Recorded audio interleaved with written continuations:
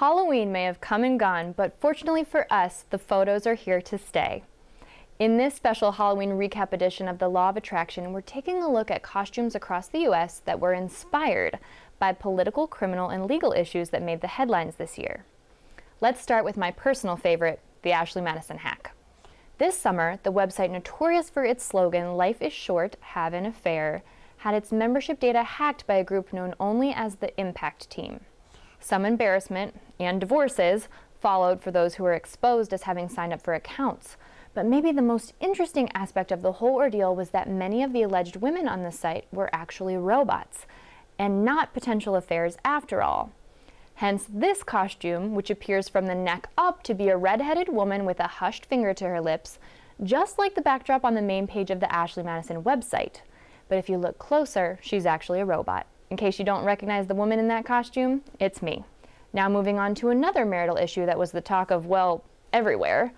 Kim Davis made national news just over a month ago for her refusal to grant marriage licenses in Rowan County, Kentucky, in an effort to avoid granting them to same-sex couples. Amanda Gilreath and her fiancé Martin Riggs of Lexington, Kentucky, used this as inspiration to dress up as Davis and her second and fourth husband Joe. Nicely done. Speaking of couples costumes, next up we have one featuring Donald Trump and his small, insignificant, tiny little $1 million loan.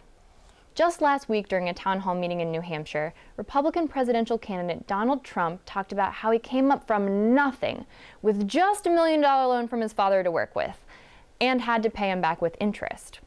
Trump may have built that $1 million loan into his billion-dollar business of today, but I think engaged couple Tori Connor and Mike Malmsbury of Chicago, Illinois really deserve the credit here for this hilarious last-minute costume.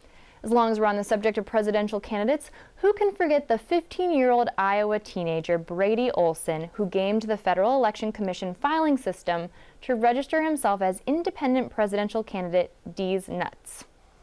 Olson inspired one of the most popular costumes this year with his stunt, which panned out pretty well for Can't-Know-How's Rich Sloss, seen here winning first place in the Halloween costume contest at the local Hofbrauhaus. The D's Nuts inspired squirrel costume wasn't the only wild animal making the rounds this year. Cecil the Lion's death at the hand of Walter Palmer, dentist and trophy hunter based out of Bloomington, Minnesota, sparked nationwide outrage in July. The media caught wind of Cecil's killing when Zimbabwe officials accused Palmer of breaking the law with the hunt. Apparently, the rare black-maned lion was lured out of his habitat in a national park so he could be killed. 2 weeks ago, Zimbabwe's environment minister said Palmer would not be charged because his hunting papers were in order, but the two who supposedly lured Cecil from his habitat still face charges. Cecil is getting just a little bit of justice, if only in effigy, in the form of this take on the hunting costume. Take a look at the revenge enacted by Lindsay Bruce on Tommy Lefkowitz of Palm Beach, Florida, to see for yourself. And finally, in a national piece of news that was oddly tied to Cecil's death, Planned Parenthood's funding has been a major focus in the news in recent weeks. Many people took to social media to express their outrage that people would rather take up the issue of the death of a lion than the issue of whether Planned Parenthood should get federal funding.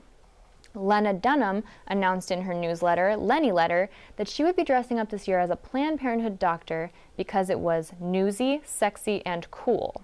When the Blaze's conservative talk radio host Dana Lash heard this, she responded via Twitter with her own Planned Parenthood costume, adding splattered blood to represent abortions provided by the organization. Both sides were incredibly outraged by the other's insensitivity, and a stalemate was declared by all. That's it for this time. Make sure you tweet me at Law Attraction TV with any legal issues focused on love, sex, dating, and relationships that you want to hear more about.